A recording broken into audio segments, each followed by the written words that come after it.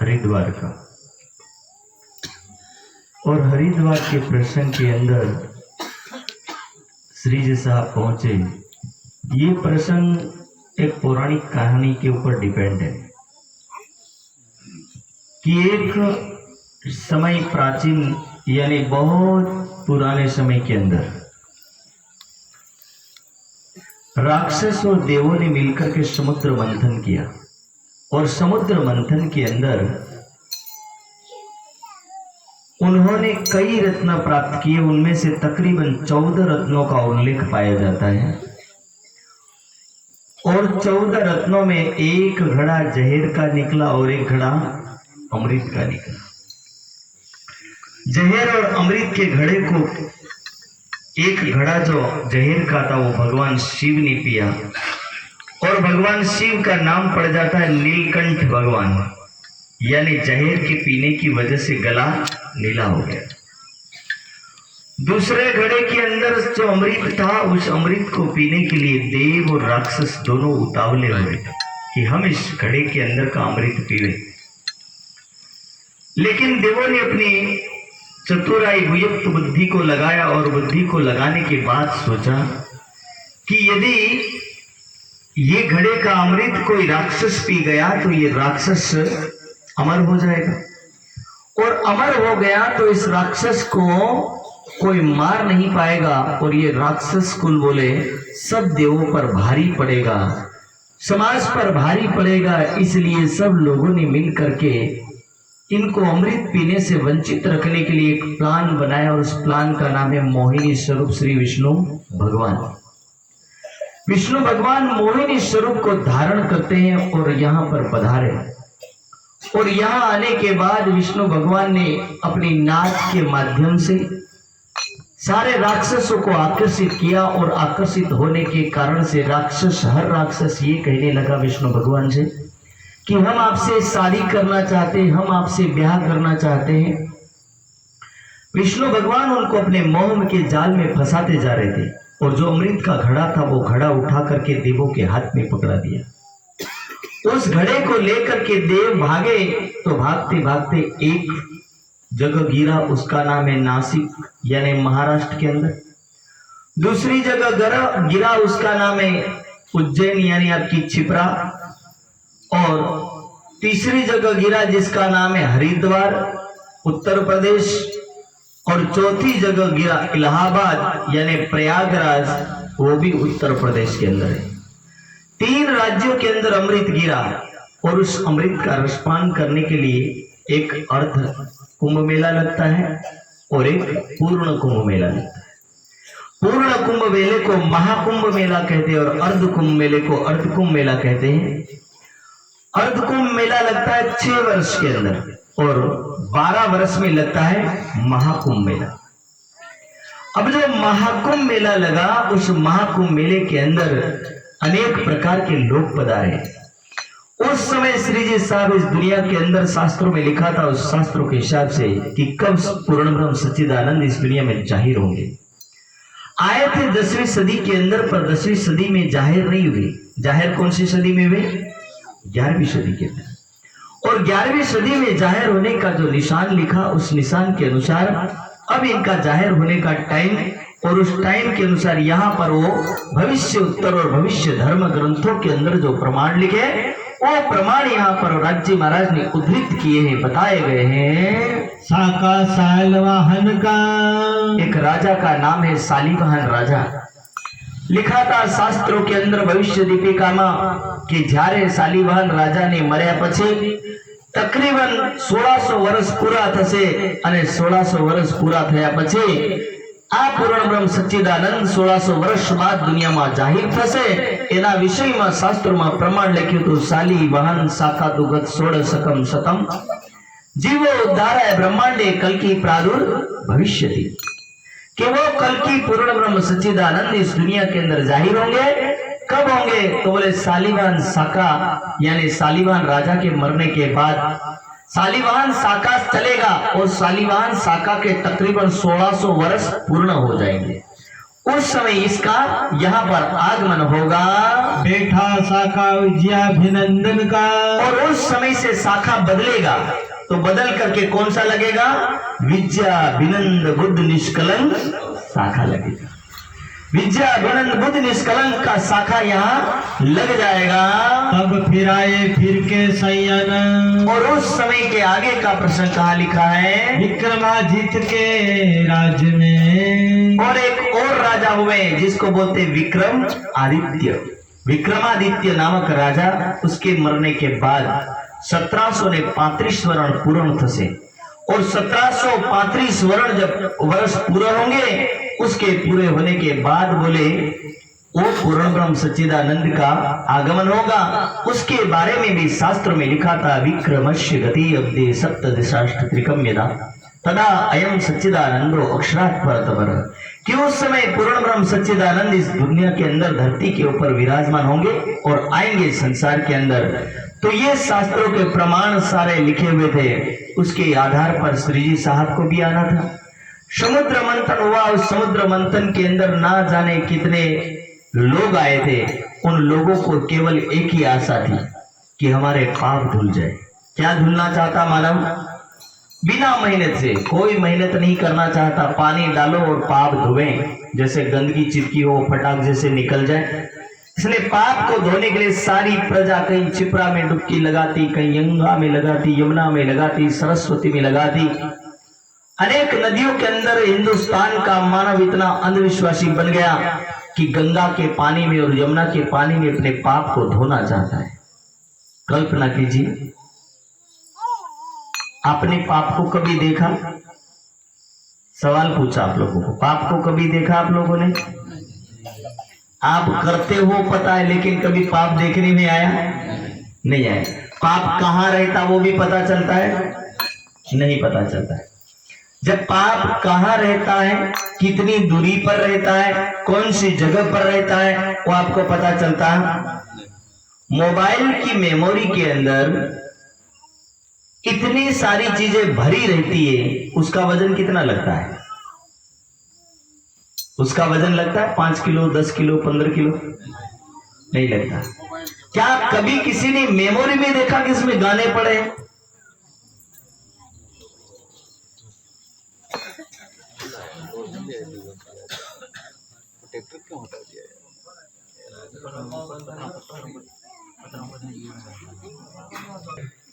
गंगा में, यमुना में, हर जगह चले जाते हैं। गंगा यमुना में डुबकी लगा करके हर मानव कल्पना करता है कि मेरे पाप धुल जाएंगे, पर पाप इतने सूक्ष्म है कि उस सूक्ष्म चीजों को हंसी मजाक में कभी हम टालते नहीं है। वो सूक्ष्म चीजें, सूक्ष्म यानी जो कभी हाथ में नहीं आती, जो कभी पकड़ में नहीं आती, जो आंखों की दृष्टि में नहीं चढ़ती है, उन सूक्ष्म चीजों को आप कहीं भी ढूंढने जाओगे, देखने जाओगे तो देखने में नहीं आती। तो बताओ, क्या स्थूल पानी उन पापों को धो पाएगा? कभी नहीं धो पाएगा। पहली बात तो जो चित्त है वो इधर होता है। जब चित्त हमारा यहां पर है तो चित्त के अंदर उस पानी को रेड़ना पड़ेगा। हम पानी कहां रेड़ते हैं? बोलिए तो सही, हम पानी कहां रेड़ते हैं?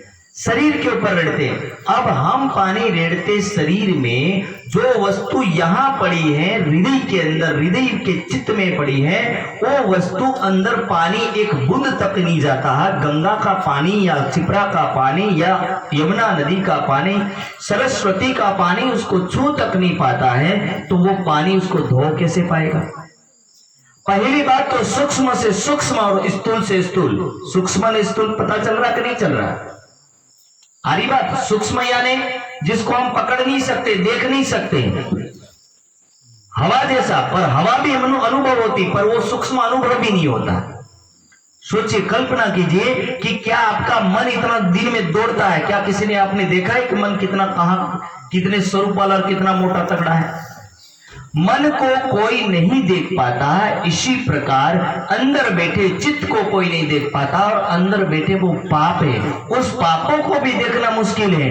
इसीलिए जब पापों को कोई देख नहीं पाया तो बाहरी स्थूल पानी आपके पापों को कभी भी धो सकता नहीं। ये मन की मानसिकता में लोगों को हिंदू समाज में ब्राह्मणों ने ठोक पीट करके बिठा दिया कि ये पाप धुल जाएंगे, लगाओ डुबकियां।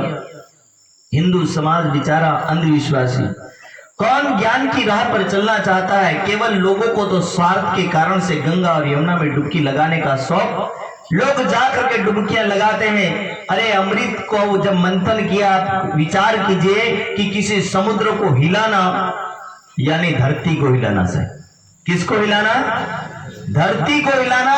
एक समुद्र में यदि थोड़ा सा तूफान आता है पूनम के दिन तो 5, 6, 10 किलोमीटर पानी बाहर निकलता है गुरुत्वाकर्षण की वजह से। आप कल्पना कीजिए कि यदि वही पानी हिलाया जाए तो वो कहां जाएगा? संसार डूब जाएगा। आप विचार कीजिए कि ये धरती एक विभाग में, पानी 3 विभाग में, और 3 विभाग का पानी यदि हिला तो धरती के मानव को डुबो करके खत्म कर देगा, वो जिंदा रहने देगा। तो फिर राक्षस और देव और मानव कोई भी धरती पर बचना चाहिए नहीं था। इसलिए पौराणिक कहानी, कैसी कहानी है? ऐसा कभी मत कहना कि ये कहानी किसी ऐतिहासिक कहानी, पौराणिक कहानी में लिखा है और उसी पौराणिक कहानी के अनुसार दूसरी एक पौराणिक कहानी बनी। उसकी पौराणिक कहानी में दूसरी पौराणिक कहानी, यानी पौराणिक का मतलब होता 18 पुराणों से घड़तर घड़ी एक कहानी से। 18 पुराणों में ऐसी ऐसी कहानियां मिलेगी आपको कि आप कल्पना करने से भी सोच नहीं पाओगे। वो हर कहानी आपके जीवन में एक नया ट्विस्ट लेकर के आएगी और ऐसे लोगों को बनाएगी कि उसको सुनने वाला व्यक्ति भी घबरा जाएगा। जैसे पंडित आता है 12वां के दिन, पहला नरक नु वर्णन करे, बीजा नरक नु वर्णन करे, तीजा नरक नु वर्णन करे, चौथा नरक नु वर्णन करे, 5वां, 6ठा, 7वां एंड में 7वां वर्णन करता करता घरवाला घबराई जाए कि जे करो ये करीब नाखो तम तार के व्यक्ति कम से कम नरक से बचना चाहिए। तो इसी तरह दुनिया के अंदर इतनी सारी चीजें वर्णन कर दिया और वर्णन करने के बाद अब ये कह रहे कि ये जो पौराणिक कहानी में दूसरी पौराणिक कहानी क्या है? तो उस पौराणिक कहानी के अंदर नारद को इच्छा हुई कि ये गंगा बोले इतने पापों को लेती, इतने पापियों को नहाने देती है। ये सारे के सारे पापी बोले नहाते हैं और नहा करके ये अपने पाप को गंगा में छोड़ करके जाते हैं, तो हमें इस गंगा से पूछना चाहिए। और नारद पूछने गया, किससे? गंगा से। गंगा से पूछने गया कि हे मैया बताओ, बोले आप इतने पापों को करती क्या हो? काल से ही पर्दा मार दे बना वली नहीं जो ऐसे बोलो श्री प्राणनाथ। गाड़ी जा रही आपके पास भी और उनके पास भी, कुछ नया है तो भी एक आदत होती है, एक बार देख लू पूछ जाए से आप होगत नहीं जाता। ये आदत कभी छूटती नहीं है मानव की। लाल पीली हरी एक बार देख लो तो मन को शांति तो हो जाएगा। सत्संग को रोज सुनते यार, ठीक है। तो वो कह रहे कि भाई गंगा के पास कौन गया? नारद। और नारद ने जाकर के गंगा मैया को पूछा कि बताओ मैया कि इतने सारे हिंदुस्तान के हिंदुओं का पाप ले लेकर के आप इतनी पाप को करती क्या है? रोज तालाब में कचरो नाखे तालाब केवू थाय? तमे कही રહ્યા શું થાય? હવે હરોજ ગંગામાં પાપ છોડે ગંગા કેવી થાય? પાપીની થાય કે નહીં થાય? હવે પાપીનીમાં આપણે બધા ડૂબકીઓ મારી કેવું લાગે? આદા પાપ સોંટાડ લાગી છે, બોલો શ્રી પ્રાણનાથ। એટલે સોંટાડી લાવવાના ધંધા કરવા નહીં। गंगा के पास नारद गया और कहने लगा, मैया तुम तो हजारों लोगों के पाप को लेकर के घूमती हो, हमें लगता है कि इससे बढ़कर वो चीज है। आप तो महापापी नहीं लगती हो, इस पापों को करती क्या हो? गंगा कहने लगी, और नारद बोले मैं समुद्र को जाकर के मिलती, मेरा पानी समुद्र में जाता, अब समुद्र में नहीं जाएगा, अब नलों के माध्यम से सीधा आएगा सर, नर्मदा और गंगा का पानी पियो और अपने पापों को वापिस अंदर ले आओ, चिंता करने की कोई जरूरत है नहीं। तो ये पानी बोले कहाँ जाता? तो बोले गंगा में, और गंगा का पानी सीधा समुद्र में। समुद्र से जाकर के पूछो कि ये पाप करती क्या है? तो समुद्र कह रहे हैं कि ये पाप बोले गर्मी में बाष्पीभवन होता है, पानी सूखता है, बाष्पीभवन होकर के पानी कहाँ चला जाता है? बादलों में, और बादलों में जाता पानी, उस पानी को बोले हम साथ में पाप को भी भेज देते हैं। तो बोले पाप भी कहां चले गए? ऊपर। अब जाकर के बादलों से पूछो कि ये तुम पाप करते हो क्या हो। बादल से जाकर के पूछा तो बादल कह रहे कि ये पाप हम जब बरसात होता है तो व्यास से पाछा कर दिए। थोड़ी बढ़ोतरी तो होगी चाहिए। હવે એક જેવું તમે મૂડી રોકાણ માંગો તો એવું થાય। मूडी को कभी कभी आप ट्रांसफर करो तो रोकाण में थोड़ा वृद्धि हो जाती है। ठीक है, चक्रवृद्धि व्याज ने બધું व्याज लागे, થોડુંક व्याज लागे એટલે व्याज सहित ये पाप रिटर्न आते हैं। इसीलिए ये दूसरी पौराणिक कहानी, इसलिए वो नारद की कहानी में कह रहा नारद कि दुनिया में बोली ये भ्रम छोड़ देना कि आपके पाप कहीं जाते और रुकते हो। किसी पानी के धुलने से यदि पाप धुल जाते होते तो दुनिया के सारे पापी और सारे बदमाशों जेलों में बंद पड़े ना, उनको सबको एक बार गंगा में नहला दो, सारे शुद्ध और पवित्र हो जाएंगे। कोई हत्या करेगा पर उनकी मानसिकता में कोई परिवर्तन नहीं आता है। इसी तरह कह रहे कि गंगा का ये पानी पवित्र पानी है। इस पवित्र पानी को कहां पीना और किस जगह का पीना है, ये समझने वाली बात है। यदि गंगा के हरिद्वार का पानी तुमने पिया तो समझ लो कि वहां का आप केवल गंदगी का पानी पी रहे हो।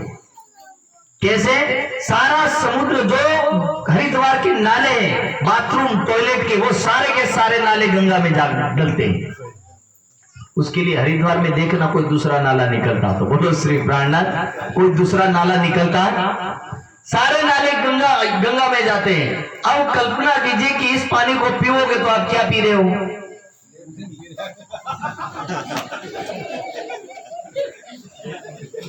सोच सकते हो।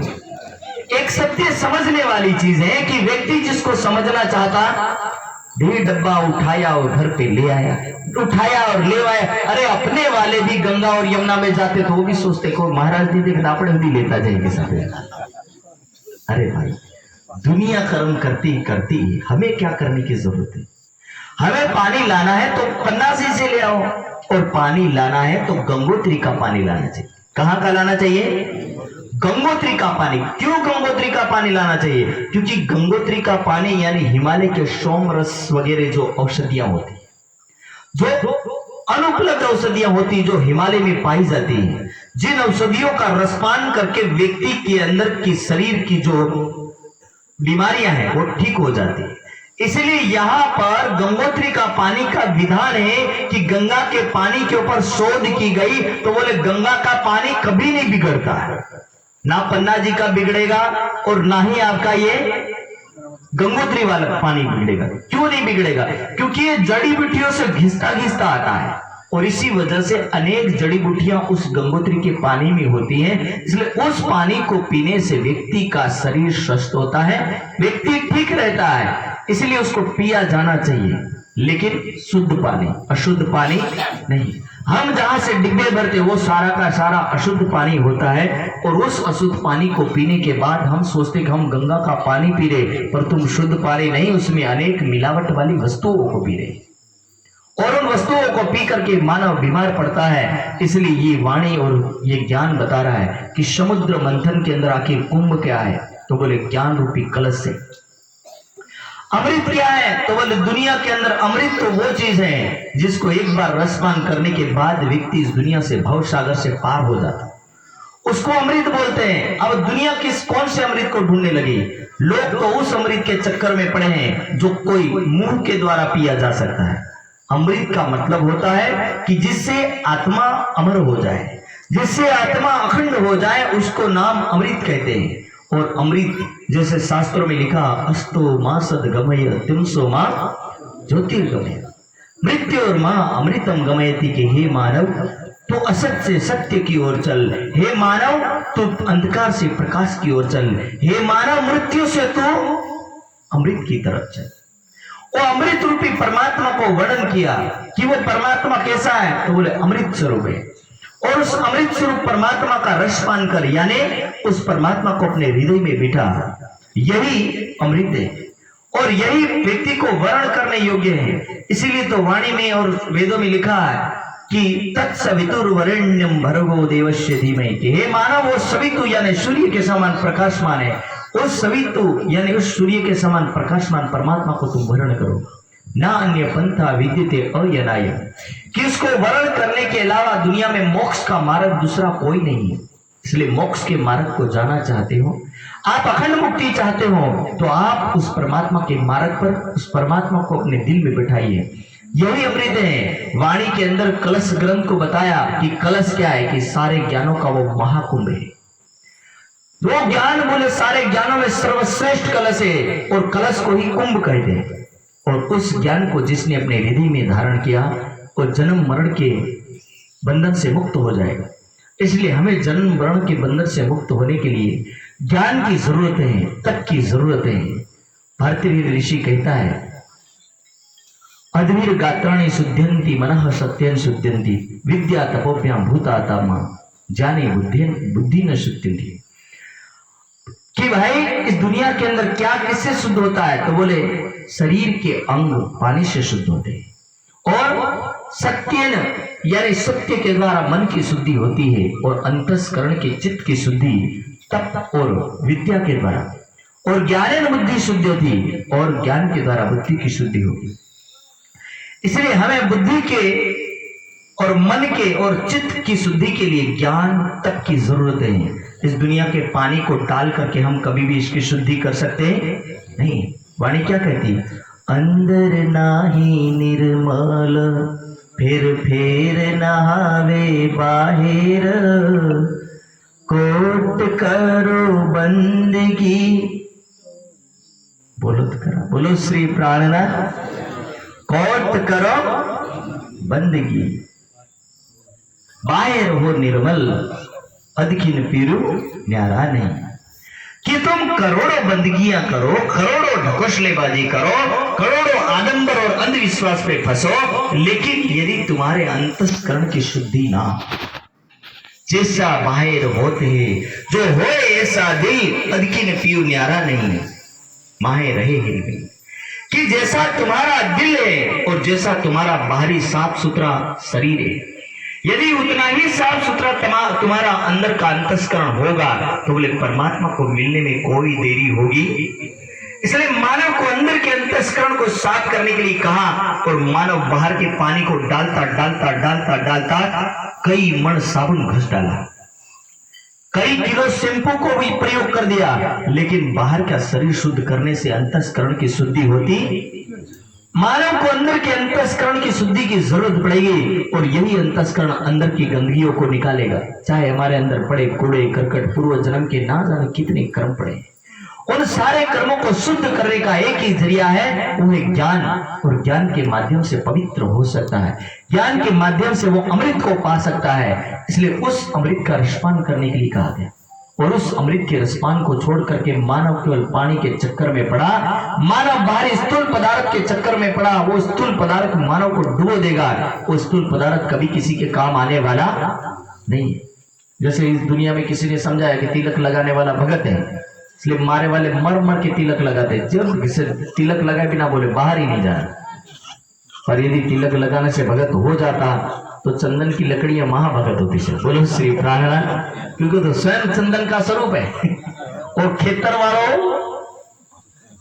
भक्तों न पर पिता की बात, क्योंकि उसने चंदन को उगाया, लेकिन कभी चंदन का खेती करने वाला कभी भक्त होता नहीं है, और ना ही चंदन की लकड़ियां भगवान होती है। इसी प्रकार करे कि केवल बाहरी चिन्हों और ढकोसलेबाजी को देख करके कोई व्यक्ति ये ना समझे कि हम धार्मिक है, ये केवल कल्पना करने वाली चीज है। समुद्र मंथन करना यानी राक्षस और रावणों ने मिलकर के किया। किसका मंथन करो, तो बोले अपने अंदर पड़े भव सागर में मानव पड़ा है। किसमें पड़ा मानव? भव सागर में पड़ा। ये भव सागर भी एक मोह रूपी जल है, और उस मोह रूपी जल का मंथन करना है। किसका मंथन करना है?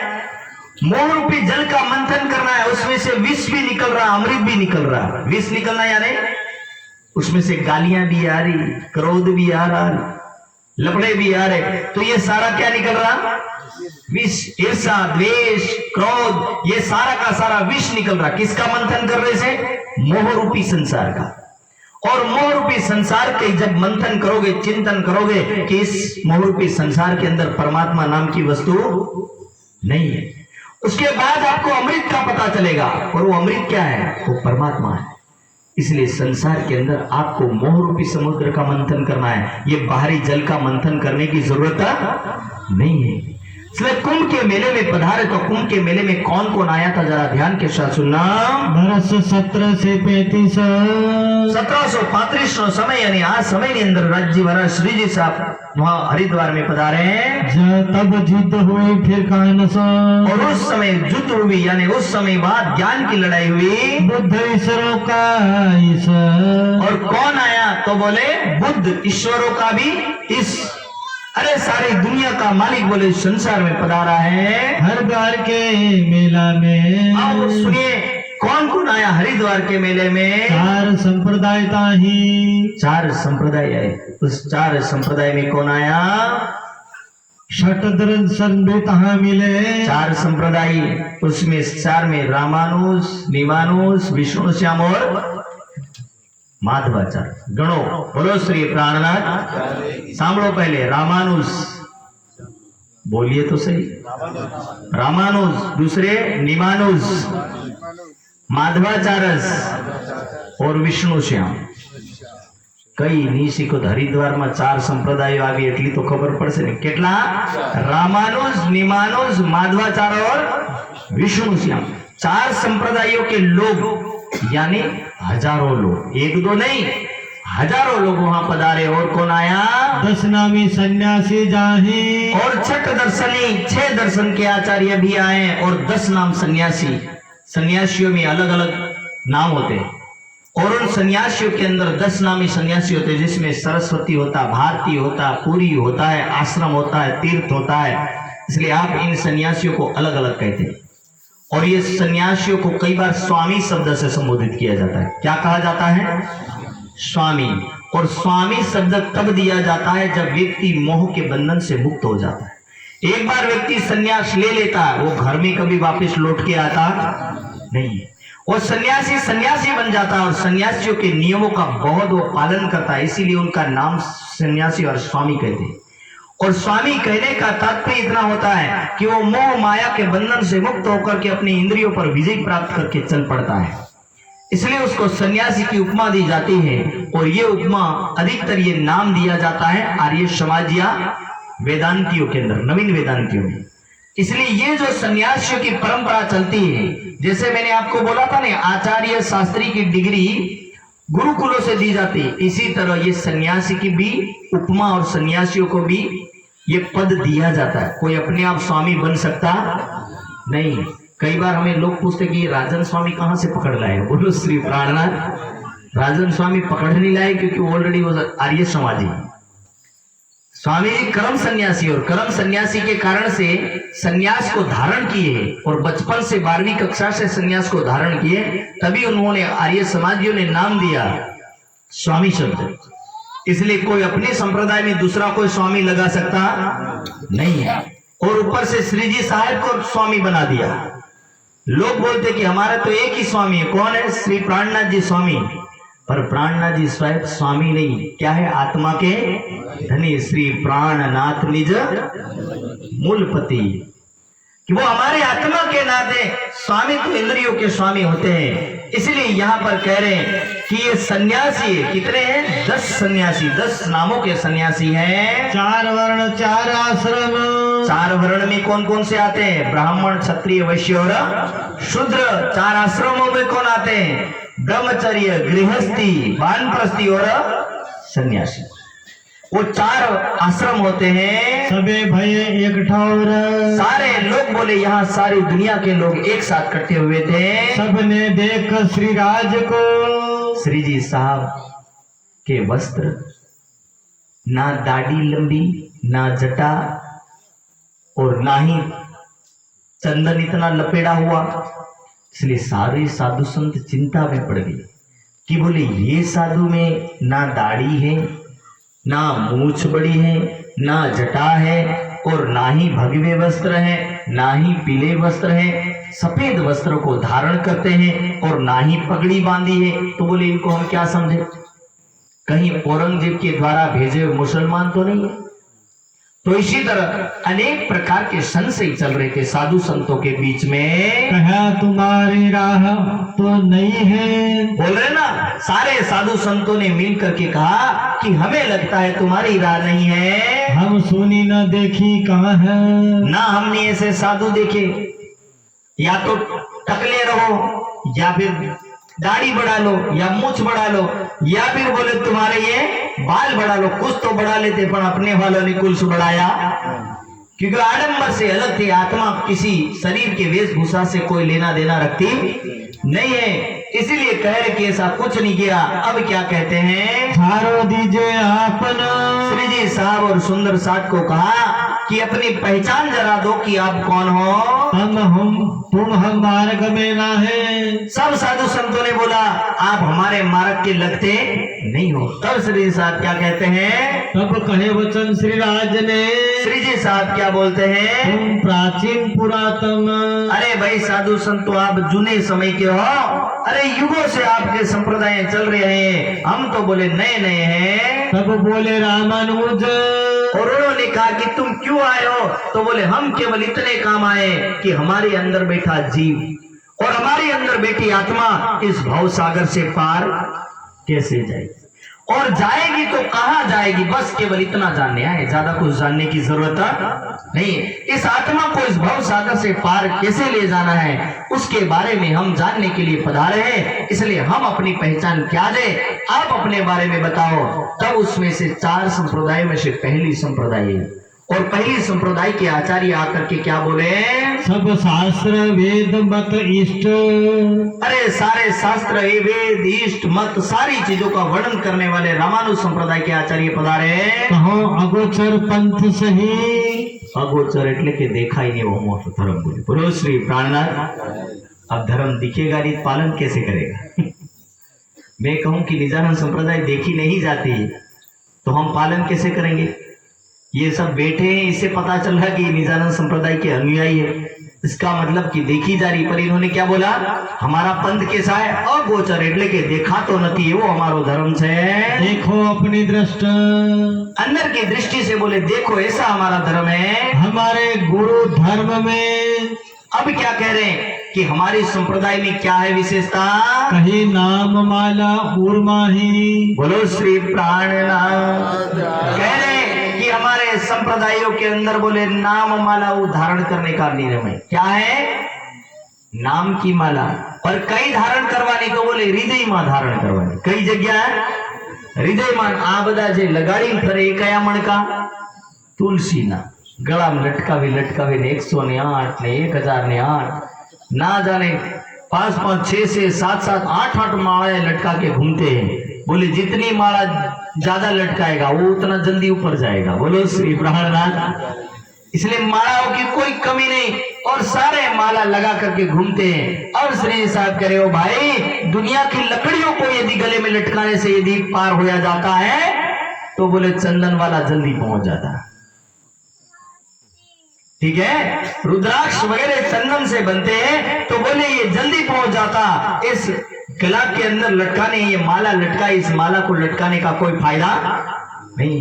वाणी में क्या लिखा कि वाणी के अंदर लिखा है कि ये माला धारण करनी हृदय के अंदर, पर हृदय के अंदर कैसे धारण करनी, तो वहां कबीर साहब भी कहते कर का मन का डार के मन का फेर, कि हे मानव तो हाथ के मणके को घुमाना बंद कर दे बोले, और अपने मन रूपी मणके को घुमा दे जरा। परमात्मा को उसको परमात्मा की तरफ लगा ले। यही मणका, मन रूपी मणका जब घूम गया तो बोले हाथ के मणके की जरूरत पड़ेगी। पर यदि हाथ का मणका घूमता रहा और ये मणके को आप घुमाते रहे तो बोले तुम्हारे अंदर वाला मणका कभी घूमने वाला नहीं है। अभी तो टिक टिक की मशीन आई से। बोलो श्री प्राणनाथ। पहले हम माला लगाते थे कि उसको क्या बोलते,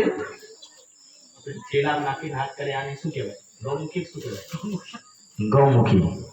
गौमुखी में हाथ नाखीने गायना गळामां जईने आपणे माळा जपवाना। कई गौमुखीनो तो एक अर्थ थाय ने। बोलो श्री प्राणनाथ। એટલે આવું એક થેલું બનાવેલું હોય, એમાં આમ હાથ જાતો હોય ને એની અંદર પાછા માળા કરે ગૌમુખીમાં। ગાય પવિત્ર કહેવાય એટલે એના ગળાની અંદર જઈને માળા કરવાના, એટલે એ જલ્દી પહોંચે। ले मारा वाला ही नहीं अंदर से मारा जाता है, पर मणका पहनने से शायद कुछ नहीं होता है। मणका ही मण की सारी चीजें मानव केवल कल्पना करता है, उसके गिनती लगाता है कि एक मणका घुमाया एक बार भगवान का नाम लिया, दो मणका घुमाया 2 बार भगवान का नाम लिया। अरे गिनती लगाने से यदि भक्ति होती, ये तो हिसाब किताब कर रहे हो तुम। भक्ति में हिसाब किताब की जरूरत है। कोई 1008 लगाड़े આપણી વાળા પણ દેખી દેખીને 400 પારાયણ 500 પારાયણ કરી ભાળીએ કે એક વાર એટલે એ ઉઠી પડ્યા। राजी कह रहे कि भाई 1 करो चाहे 400 करो, क्या फर्क पड़ता है, बात तो वही है।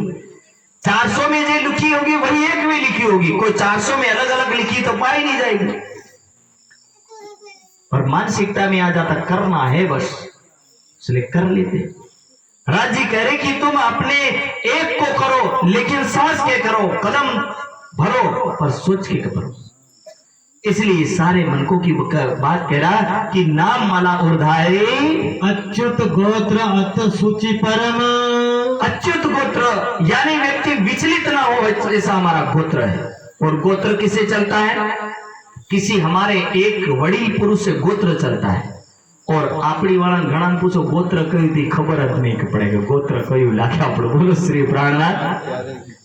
पंडितों में हर गोत्र मिलेगा, राजपूतों में मिलेगा, क्षत्रियों में मिलेगा, वैश्यों में मिलेगा, लेकिन अपने वालों को पूछो गोत्र कौन सा लगता है।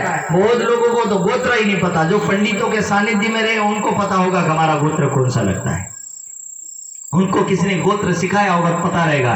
बाकी गोत्र क्या होता है? तो किसी महान पुरुष के कारण से एक समाज का आगेवान पुरुष होता है, उस पुरुष की वजह से वो गोत्र चल जाता है। प्रभु अनंत शाखा जो आही। और शाखा कितनी है? अनंत शाखा है। शुक्ल हमारा वर्ण है। वर्ण यानी हम किस वर्ण को धारण करने वाले? शुक्ल वर्ण को धारण करते हैं। सब वर्णों से बाहिर।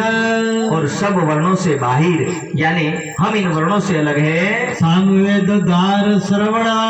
और हम किसको सुनते हैं? तो बोले सामवेद को। ये कहाँ बात हो रही? हरिद्वार के मेले। रामानुज संप्रदाय वाले किसको सुना रहे? श्री जी साहिब को। श्री जी साहिब को बता रहे कि ये हमारा संप्रदाय का ज्ञान है। मुक्त समीपी जाहिर। 4 मुक्ति કેટલી? सालोक्य गणो बोलो श्री प्राणनाथ। सालोक्य, सामीप्य, सायुज्य और सारूप्य, 4 हो गई। सालोक्य यानी कि उसके लोक में मुक्ति मिलना, उसके जैसा लोक मिलना। और सामीप्य यानी उसके नजीक वाले लोक में मुक्ति मिलना, यानी जो भी भगवान की भक्ति करते हैं उसके नजीक वाले लोक में मुक्ति मिलना। मैंने कल भी बोला था कि केवल कितने लोग हैं? भगवान 4 भगवानों के ही घर है, बाकी घर भगवानों का घर का आता पता नहीं है। तो इसीलिए उनके लोक में मुक्ति मिलना, इसको बोलते हैं सामीप्य। सायुज्य यानी कि उसके अंदर विलीन हो जाना, उसके अंदर चले जाना। और सारूप्य यानी चौथे नंबर का, यानी उसके जैसे रूप को धारण करना। तो कितनी मुक्ति हो गई? 4। ये मुक्ति कहाँ मिलती है? ये मुक्ति आपको मिलती है सारे और संप्रदाय में। आप हनुमान की पूजा कर लीजिए, वहां आपको मिलेगी। राम की पूजा कराइए, वहां आपको मिलेगी। और विष्णु भगवान की कर लीजिए, शंकर भगवान की कर लीजिए। ये 4 मुक्ति इन देवों के भक्ति करने से मिलती है। पर हमें कौन सी मुक्ति मिलेगी? हमें कौन सी मुक्ति मिलेगी? 4 में से अपनी वाली कोई है? ध्यान के साथ बोलना, क्योंकि हमें भी पार होना है। बोलो श्री प्राणनाथ। हमें भी पार होना है। 4 में से अपनी कोई है? कोई नहीं है। इसलिए कल उठ करके आपको किसी ने पूछा कि 4 मुक्तियों में से तुम्हारी कौन सी आती, तो क्या बताओगे?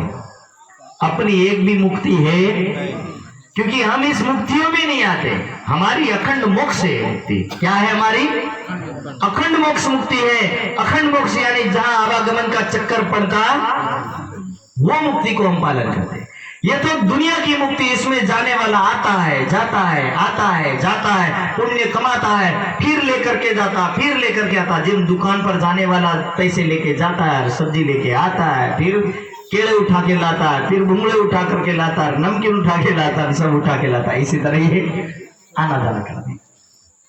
ये यहाँ की मुक्तियां, इस मुक्तियों से कोई उसकी व्यक्ति को कोई अखंड मुक्ति नहीं मिलने वाली है। इसलिए 4 प्रकार की मुक्तियों का वर्णन करते हैं। मठ वैकुंठ है हमारो। और मठ बोलते हैं, एक मठ बोलते हैं जहां घना बधा शिष्य होय અને એમનો એક ગુરુ હોય, तो एवी जगह नहीं શું કહેવાય? मठ। और एक मठ वो होता है जो भगवान के घर में अनेक उनके भक्त जाते हो और उसकी वजह से भगवान का घर हरा भरा रहता हो, उसको भी क्या बोलते हैं? मठ बोलते हैं। सुमेर सुमेर प्रदक्षिणा जाना। और प्रदक्षिणा यानी परिक्रमा करो। किसकी परिक्रमा करना? डूंगर में से। बोलो श्री प्राणनाथ। अपनी वाणी में क्या लिखा? देत परिक्रमा कर्म सब छूटे, यह सुख पंचम निस दीन लूटे। देत परिक्रमा कर्म सब छूटे। किसकी परिक्रमा करना? डूंगर की परिक्रमा करोगे क्या हाथ में आएगा? पत्थर हाथ में आएगा। अरे राज्य की परिक्रमा करने से क्या हाथ में आएंगे? राज्य हाथ में आएंगे। इसीलिए कह रहे कि राज्य की परिक्रमा लगाने का प्रसंग आता है कि राज्य की परिक्रमा क्यों? तो बोले कर्म ऐसा करो कि आपका मन आपके भगवान या आपके परमात्मा के अगल बगल घूमे। घड़ा पन्नाजी में जैन वात्यों करता करता जाए, देखो आ मंदिर की मुंडेरी केवी लागे, ओलानो बरामदो केवो लागे, ओलो गेट केवो लागे, बंगलाजीनी सामे घुमटजीनी सामे फरता फरता वातो करे, आવું અમે કોઈ વાર નહીં ફાળ્યું છે અને આનું નામ પરિક્રમા છે। બોલો શ્રી प्राणनाथ। एवी परिक्रमा नहीं करनी से। परिक्रमा यानी परमात्मा के चिंतन में घूमना। किसके लिए घूमना? परिक्रमा। अपनी अभी टिकट बुकिंग होगी, किसके लिए? बोले हम परिक्रमा में जाने वाले हैं। और पूरे दिन खा पी करके मौज मारते हो, चलते रहते हैं। अरे परिक्रमा करो, उस परिक्रमा के अंदर आप पूरे दिन परमात्मा का चिंतन मनन भक्ति करो, उसी का नाम परिक्रमा है। इसलिए वाणी करी देत परिक्रमा कर्म सब छूटे, यह सुख पंचम निस दिन लूटे। कि करो ऐसी परिक्रमा, कोई मना नहीं करता, लेकिन आपके चलते चलते परमात्मा के मंदिर की तरफ, परमात्मा के चारों तरफ घूमो, यही परिक्रमा है। दुनिया मंदिरों के सामने नहीं, दुनिया पहाड़ों के सामने घूमती है। हमें किसी पहाड़ों को अपना परिक्रमा का स्थल बनाना चाहिए नहीं। ये वाणी हमें सावधान करी। रामानुज वाले श्री जी साहब को कह रहे कि आप डूंगर की परिक्रमा करो। आप बताओ कि श्री जी साहब तो इस डूंगरों का नाम ही लेना नहीं चाहते हैं और उनको ये डूंगर का ज्ञान सुना रहे हैं। बीज मंत्र निराकार है। और परमात्मा कैसा है? तो बोले निराकार है। कैसा है? आगे वर्णन सुनो। नभ सम ब्रह्मेमान। आकाश जेवो ब्रह्म के केवो। હવે તમે બેઠા પણ આકાશમાં, કઈ બેઠા? આ ખુલ્લી જગ્યા એનું નામ આકાશ કહેવાય। ઉપર દેખાય એનું નામ આકાશ કહેવાય। ઉપર તો અંતરિક્ષ આવ્યું, આ ખુલ્લી જગ્યા સૂર્ય અને ચંદ્રમાની વચ્ચેનો એરિયો ખુલ્લો, એટલે એનું નામ શું પડ્યું? આકાશ। કેટલા લોકોને ખબર છે કે તમારી અંદર આકાશ છે? તમને લાગે કોઈને કે આકાશ અંદર બેઠું છે? બોલો શ્રી प्राणनाथ। મને એટલું કોને એવું લાગે કે અંદર આકાશ છે? કોને લાગે છે એવું? કેટલા માને? હાથ ઊંચો કરો। બોલો શ્રી प्राणनाथ। आज निर्णय થઈ જાય કે કોઈકની અંદર આકાશ છે કે નહીં છે એનો નિર્ણય કરીએ આપણે। જેને માનવું હોય હાથ ઊંચો કરે, જેને નહીં માનવું હોય હાથ નહીં ઊંચો કરે। વિચાર કરીને બોલજો છે। બોલો શ્રી प्राणनाथ। ઘણા વિચાર કરતા આપણે આકાશમાં ફરી શકીએ, પણ આપણી અંદર આકાશ કઈ રીતે હોઈ શકે? નહીં હોય આકાશ, એવું લાગે? હે? કેવું લાગે? હોય એવું લાગે કે નહીં હોય એવું લાગે? બહેનોમાંથી કઈ ઉત્તર આવે? હે? છે આકાશ કે નહીં? આકાશ અંદર છે તમારી અંદર। બોલો શ્રી प्राणनाथ। अरे भोजन खाओ तो आकाश से तो उतरे से। आकाश यानी खुली जगह। आपकी नसों में आकाश है, क्योंकि नसों में आकाश है तभी तो आपका सर्कुलेशन हो रहा है। ब्लॉकेज हो जाएगा थोड़ी सर्कुलेशन होगा। फेफड़ों में है इसलिए फेफड़े हिलते रहते। चेक करो अपने फेफड़ों को, धड़क धड़क हो रही कि नहीं हो रही? खुली जगह है तभी तो वो धड़क रहा है। यदि खुली जगह बंद हो गया तो वो धड़केगा थोड़ी ना, वो कभी धड़कने वाला, उसको तो भी ब्लॉकेज हो गया बोलते, अटैक आ गया बोलते। बोलो श्री प्राणनाथ। ये ब्लॉकेज होगा तभी तो अटैक होता है, यानी आपके अंदर का आकाश खत्म होने लगा। क्या होने लगा? इसी खत्म आकाश के खत्म होने से वहां रोग, नाड़ी रोग, गठिया रोग, पता नहीं कितनी बीमारियां लग जाती शरीर में। फिर बोलता मेरे गर्दन में दर्द, मेरे टांग में दर्द, मेरे शरीर में दर्द, मेरी कमर में दर्द। ये कहां से होता है? तुम्हारे अंदर का आकाश तत्व खत्म हो रहा है। यानी कि सावधान, अंदर वाला धीरे धीरे वो आकाश तत्व को बाहर खींच रहा है। इसलिए आकाश तत्व हर मानव के अंदर है। अब सोचिए कि परमात्मा अंदर भी है, बाहर भी है, तो फिर कौन ही भक्ति करवानी से? बोलो श्री प्राणनाथ। नभ सब ब्रह्म मान के तमे आखा आकाश में आकाश जेવો परमात्मा છે કે જઈ દેખો તઈ પરમાત્મા। હવે જઈ देखो તઈ परमात्मा એટલે फिर भजन मंजीरा वगाड़वानी जरूरत पड़े? फिर तो बकरू खाए तो क्यों फर्क पड़े? बोलो श्री प्राणनाथ। कारण के वो भी आकाश में उतर रहा है, कोई फर्क पड़ेगा? ऐसे आडंबरी लोग दुनिया के अंदर बहुत पड़े। तो श्री जी साहब कह रहे कि भाई ये रामानुज मत की पद्धति का सिद्धांत है। पद्मनाभ जो क्षेत्र है और उनका क्षेत्र पद्मनाभ है, और क्षेत्र का यानी कि कोई ऋषियों के नाम से कोई एरिया माना जाता है तो वो पद्मनाभ का क्षेत्र है। मेलकोटा सुख विलास। और यहाँ वाला आपका कौन सा कोटा किसमें पड़ता है? कोटा कहाँ में पड़े? एमपी में कोई बीजी जगह? राजस्थान में पड़े। हाँ, तो ये मेल कोटा बोले वो क्या है? इनका सुख विलास का स्थान है। लक्ष्मी इष्ट अत गोप है। ये लक्ष्मी जी इनके इष्ट है, मालकिन है, देवी है। उज्जवल अति प्रकाश। और इनसे ये संप्रदाय चली है। ये पद्धति लक्ष्मी से चली। और ये पद्धति कहाँ से? लक्ष्मी जी से चली है। ये पद्धति बिन भ्रम आए। और ऐसी पद्धति बोले बिना भ्रम की पद्धति को लेकर के आए हैं। 14 भवन पर वैकुंठ है। वैकुंठ का एक जगह आई ऊपर कया लोक में पासो केवू पड़े? बोलो श्री प्राणनाथ। हाँ राजेश भाई उतर आलो कया लोक में? सतलोक में। याद राखવું પડે। ऊपर जाता जाता नरक नो दरवाजो टकरी गयो तो भराઈને एक बार જોઈ લઈએ કઈ વાય છે। हाँ अपनी गाड़ी एक दिवस ऊपर जશે साहेब, ત્યારે જ્યારે शरीर छोड़શે महाप्रलय આવશે કે शरीर छोड़िए ત્યારે આ गाड़ी कहीं जाए ऊपर। ये सब दरवाजों से हम घूमते घूमते जाएंगे। पहला आएगा नरक का, फिर आएगा स्वर्ग का, फिर जनलोक का आएगा, फिर महरलोक का आएगा, फिर तपलोक का आएगा, फिर सतलोक का आएगा। सतलोक में 3 दरवाजे मिलेंगे आपको। एक शिव वाला मिलेगा, एक ब्रह्मा वाला मिलेगा और एक विष्णु भगवान वैकुंठ का मिलेगा। अब इन दरवाजों में से भूल से भी किसी को खटखटाना मत, और खटखटा दिया तो वहां से आगे जा पाओगे। इसीलिए सावधान करवाया जाता है कि याद रखो दिमाग के अंदर कि ये दरवाजों में हमें कभी पग रखना, हमें सीधी अपने डायरेक्ट एक्सप्रेस हाईवे पर गाड़ी चढ़ानी है और निराकार के चौकड़ी को पार करके सीधा कौन से ब्रह्मांड में प्रवेश करना है? योग माया में। और योग माया के अंदर से हमें डायरेक्ट निकल जाना है परम धाम में। इसलिए ये चौकड़ियां नहीं आनी चाहिए। ये यहाँ पर इसका वर्णन कर रहे हैं। सोई अखाड़ा सुहाए। वो बोले हमारा अखाड़ा है और क्या है? रंगनाथ हम धाम है। और इनका रंगनाथ धाम है। नदी कावेरी तीर्थ। और डुबकियों मारने की जगह क्या है? कावेरी। कावेरी कहाँ पड़ती है? शायद मुझे लगता है कि कर्नाटक में पड़ती है। बोलो श्री प्राणनाथ। सही है, जनरल नॉलेज सही है, मतलब पढ़ा हुआ काम आया। तो ये कावेरी नदी कहां पर पड़ती है? कर्नाटक में।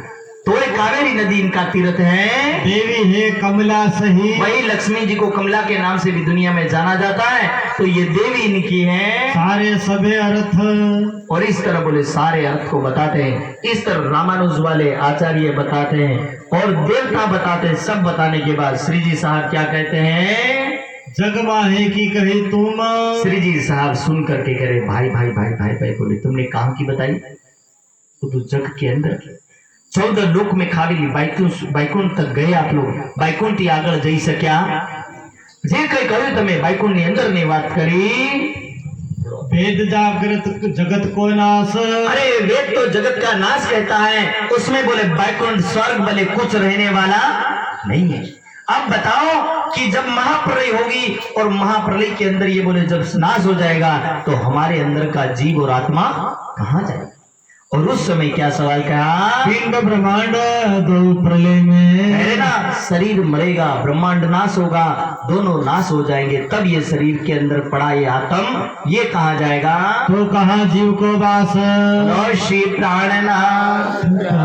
तब कह रहे कि जीव को वास कहाँ होगा बताओ। इसी तरह एक संप्रदाय पर यहाँ 4 संप्रदाय की पद्धति लिखी। कितनी संप्रदायों की? 4 संप्रदाय। एक जैसा ही ज्ञान आएगा, थोड़ा थोड़ा हेर फेर आएगा, और क्षेत्र गोत्र सब समान जैसा आएगा। तो कह रहे कि 4 संप्रदाय के आचार्य एक एक करके आए और चारों आचार्यों के साथ शास्त्रार्थ हुआ।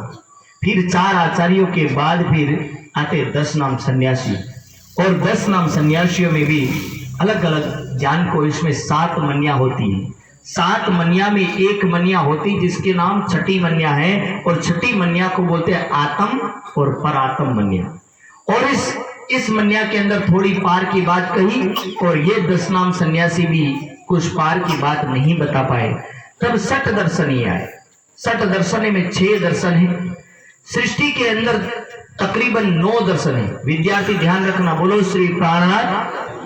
जो गवर्नमेंट एग्जाम देते उनको काम आएगा। हिंदुस्तान में 9 दर्शन है टोटल। कितने हैं? 9।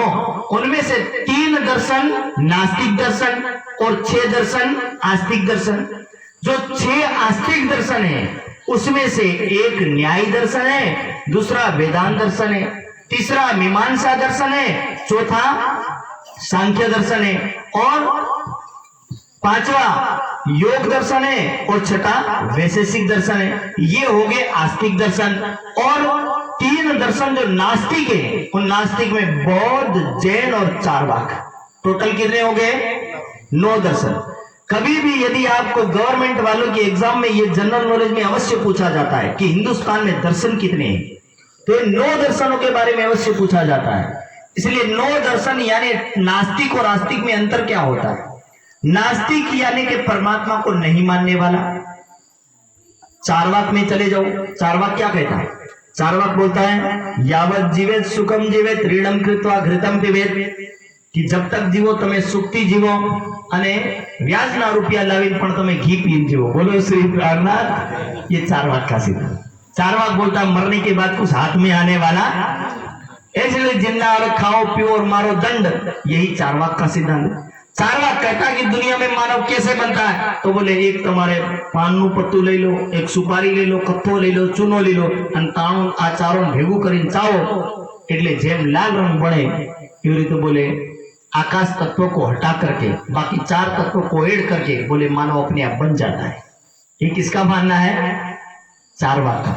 इसलिए चारवाक संप्रदाय वर्षों तक चली, पर धीरे धीरे वर्तमान में चारवाक संप्रदाय है और लुप्त हो गई। और चारवाक संप्रदाय ने तो उनके अनुयायी ज्यादा मिल गए सर। बोलो श्री प्राणनाथ। फिर वो धीरे धीरे अपने पास आ गया। वो ज्ञान कहाँ आया? चारवाक मत जो नास्तिक मत था, वो नास्तिक मत अपने समाज में पहुंचा, और इसलिए आधे लोग अपने वाले भी कहने लगे कई परमात्मा भगवान होकर नामनी वस्तु नहीं मिलेगी, तमे खाली खाली खोटा मथामण करो। इसलिए कोई भगवान को मानते नहीं है। और ये चारवाक मत का था। और जैन बौद्ध में भी परमात्मा मानते। इसलिए आप देखना, बौद्ध की मूर्ति मिलेगी, जैन की मूर्ति मिलेगी, कठोर तप करते हैं, लेकिन परमात्मा नाम की वस्तु को मानते। अब 6 दर्शन कैसे हैं? तो 6 दर्शन ऐसे समझ लेंगे। 6 आंधळा लोगों, કેટલા? 6 आंधळा एक दिवस हाथी पकड़ी आया છે। बोलो श्री प्राणनाथ। एक पूछड़ी पकड़ी ना એટલે કે હાથી કેવો, તે બોલે ઝાડુ જેવો। એક કાન પકડી ના હાથી કેવો, તો બોલે સુપડા જેવો। सूंडनी पकड़ी ना એટલે કે હાથી કેવો, તે કે પાઇપ જેવો। पेट पर हाथ फेरवीने हाथी केवो, तो दीवाल जेवो। અને પગ પકડીને આવે કે હાથી કેવો, થાંભલા જેવો। 6 આંધળાએ એક હાથીને પકડ્યો, પણ 6 પ્રકારના વર્ણન કરે। કેટલા પ્રકારના? એટલે 6 ના 6 લડાતા હતા। फिर एक के मारे हाथी सुपड़ा जेवो, एक के ना झाड़ू जेवो। एक बोलने लगा नहीं कैसा, तो बोले एक थंब जैसा, एक करा दीवार जैसा, एक करा पाइप जैसा, अलग अलग अपना ठोक रहे थे। उसमें एक देखता हुआ व्यक्ति आया, तो बोले तमे बोलो सत्य सो। पर ये सब मिला करके एक हाथी बनता है। बोलो श्री प्राणनाथ। आ बधु मेलवीन के एक हाथी था, बोले तुम बोल तो सत्य रहे हो, पर ये हाथी बोले सबको मिलाने के बाद होता है। इसीलिए कैसे, तो बोले ये सारे के सारे एक ही हाथी के अंग हैं। किसके अंग है? एक हाथी के अंग है। और इन एक हाथी के अंग के कारण से बोले संसार के अंदर एक हाथी का वर्णन किया गया है। इसी तरह बोले 6 दर्शन हुए। न्याय दर्शन क्या है? परमात्मा को जानने के लिए, मानव को सुखी रखने के लिए और मानव को सत्य का ज्ञान हो, इसलिए न्याय शास्त्र यानी के तर्क वितर्क करके न्याय करके सत्य को जानने के लिए किसका निर्माण हुआ? न्याय शास्त्र। उसमें न्याय शास्त्र के अंदर न्याय शास्त्र वालों ने वहां पर एक समझ में आया, तो न्याय शास्त्र में लिखा था कि इस 21 सीढ़ियां होती सुख की, सुख पाने की। 21 सीढ़ियों में क्या होता है? तो बोले 21 सीढ़ियों के अंदर 5 ज्ञान इंद्रियां और 6 मन। कितने हो गए? 5 ज्ञान इंद्रियां। आपको पता है ज्ञान इंद्रियां किसको बोलते हैं? बोलो श्री प्राणनाथ।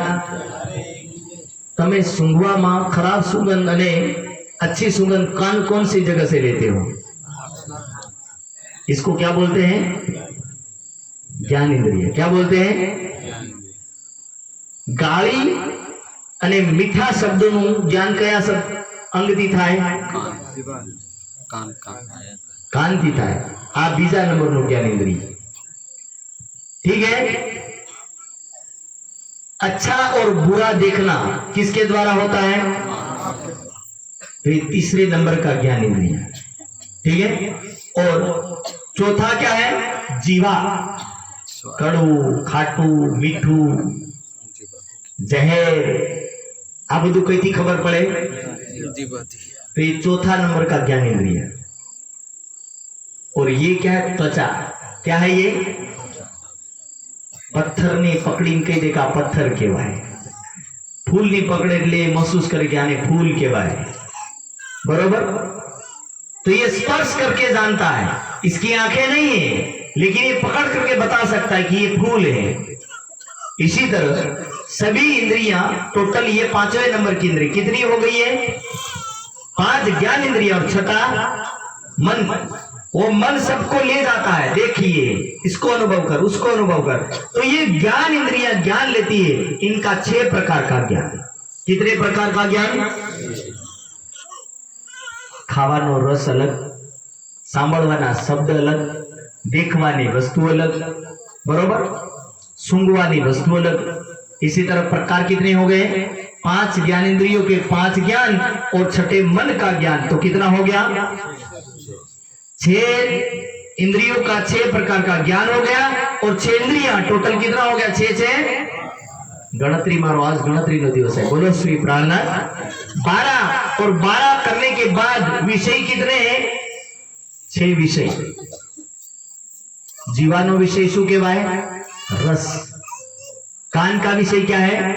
शब्द। नासिका का विषय क्या है? सुगंध। आंख का विषय क्या है? रूप।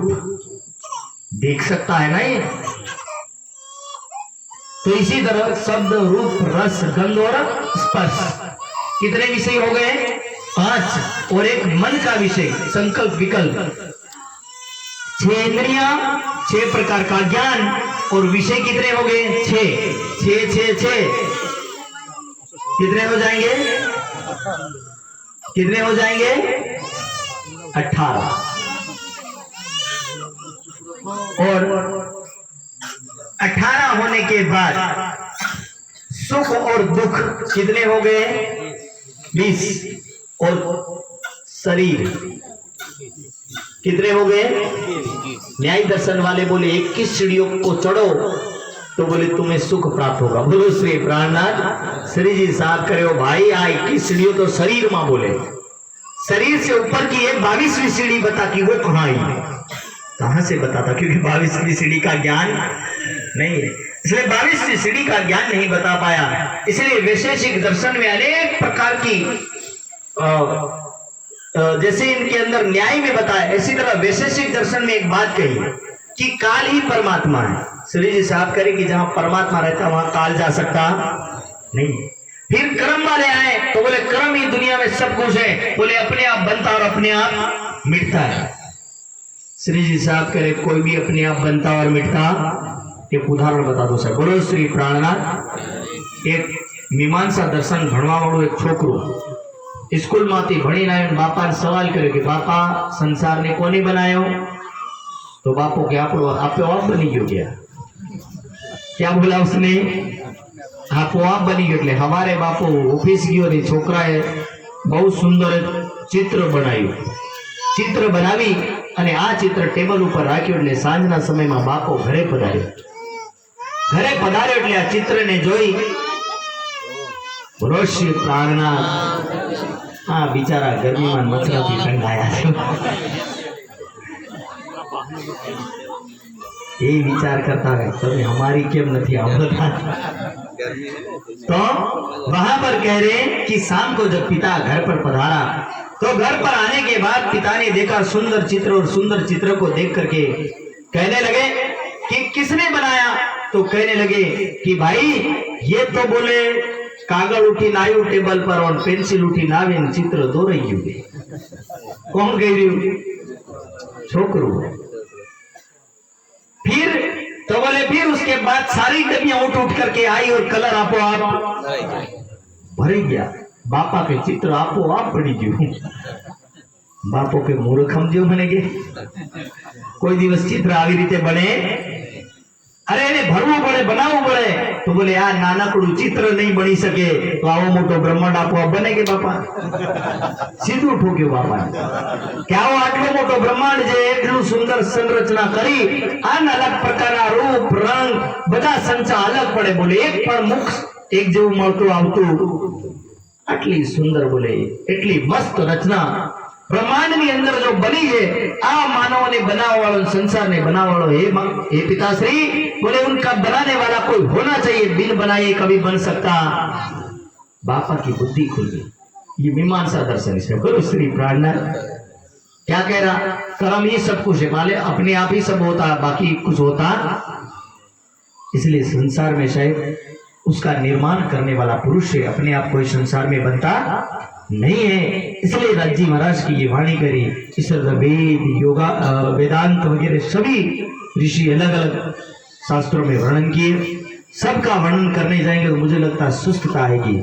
इसलिए सुस्तता को ना लेते हुए हम आगे बढ़ेंगे। योग के अंदर परमात्मा के पाने के तरीके हैं।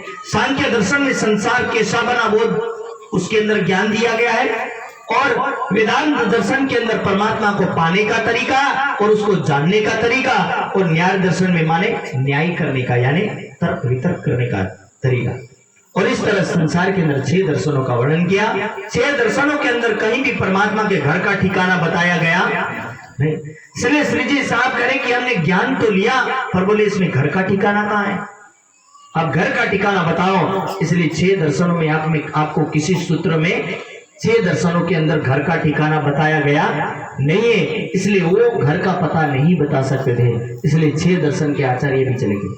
अब सारे आचार्य मिल करके किसको कहने लगे? श्री जी कि बोले आपने सबको प्रश्न से पराजित कर दिया, सबको पराजित किया, सबको पीछे हटा दिया। अब अपना कुछ बताओ। बोलो श्री प्राणनाथ। और अपना बताने के लिए कहा तो अपना बताने के लिए उनको कहा बताओ कि क्या प्रमाण क्या चीज है, जरा ध्यान के साथ सुनना। कहीं व्यास हरवंश में, अरे व्यास ऋषि ने हरवंश पुराण के अंदर लिखा कि कौन आएगा? अभाविनो भविष्यन्ति मुनियो ब्रह्म रूपेण उत्पन्ना ये कलयुगे प्रधान पुरुषाश्रया। कि कौन होगा? तो 28वें कलयुग के अंदर वो ब्रह्म मुनि इस दुनिया के अंदर प्रकट देंगे और उन ब्रह्म मुनियों के साथ कौन आएगा? प्रधान पुरुष आएगा यानी परमात्मा स्वयं आएगा। कथा योगेन तान सर्वान पूजिष्यन्ति मानवा यस्य पूजा प्रभेवन्य जीव सृष्टि पे समुद्र। कि जिसकी पूजा करने से और जिसकी भक्ति करने से दुनिया के जीव सारे भव सागर से पार हो जाए। ये बोले शास्त्रों में भविष्य पुराण के अंदर लिखा था और वो उस दुनिया के अंदर आए और वो पूर्ण ब्रह्म सच्चिदानंद ये प्रकट हुए। ऐसा यहाँ पर वर्णन करते हैं और वो बोलते हैं कि बताओ तुम्हारा क्या मत है? तब कहते हैं सदगुरु ब्रह्मानंद है, सूत्र है अक्षर रूप, शिखा सदा परे चेतन चिद जोयनूप चेतन चिद जोयनु। अब वर्णन करें किसकी? पद्धति की। दुनिया में कुछ नहीं सीख पाओगे तो चलेगा, लेकिन ये पद्धति निजानंद संप्रदाय वालों को हर किसी को याद होनी चाहिए कि आप क्या हो और आपकी ओळख क्या है, आपकी आइडेंटिटी क्या है, आपकी आईडी क्या है। आपकी ओळख क्या है और ओळख बता रहा है कि आप किसको क्या मानते हो। तो बोले सदगुरु ब्रह्मा, कोई धोती वाला साधु, कोई लाल पीला वाले भगवा पहनने वाला साधु दुनिया में हमारा सदगुरु हो सकता है? कौन सदगुरु है? तो वे ब्रह्म आनंद स्वरूप श्यामा महारानी और स्वयं परमात्मा हमारे क्या है? सदगुरु है। ये दोनों को हम सदगुरु मानते। सदगुरु ब्रह्मानंद है। आगे क्या करें?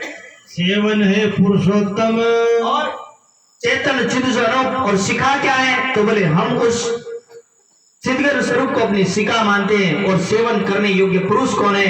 तो बोले पुरुषोत्तम यानी परमात्मा है। गोत्र चिदानंद जान। दुनिया में कोई पुरुष हमारो गोत्र नहीं। कौन गोत्र है? तो बोले वो परमात्मा हमारा गोत्र है। हमारा लेना देना रहन सहन सब उसके साथ जुड़ा हुआ है। परम किशोरी इष्ट है। और इष्ट क्या है तुम्हारी? तो बोले परम किशोरी हमारी श्यामा महारानी हमारी इष्ट यानी देवी है। पतिव्रत साधनवान। कौन सा साधन?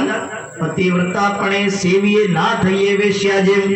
आज नारियल हनुमान ने ત્યાં ફોડ્યું, કાલ નારિયેલ ગણેશ ને ત્યાં ફોડ્યું, પરમ દિવસ શિવ ને ત્યાં ફોડ્યું અને બીજે દિવસ ब्रह्मा ने ત્યાં ફોડ્યું। આવો ધંધા કરવા नहीं। तो क्या करे? पतिव्रता साधन मान। ये भक्ति कैसी है? आत्मा के भाव वाली। एक की जगह नारियल फोड़ना 10 जगह नारियल फोड़ने की जरूरत नहीं है।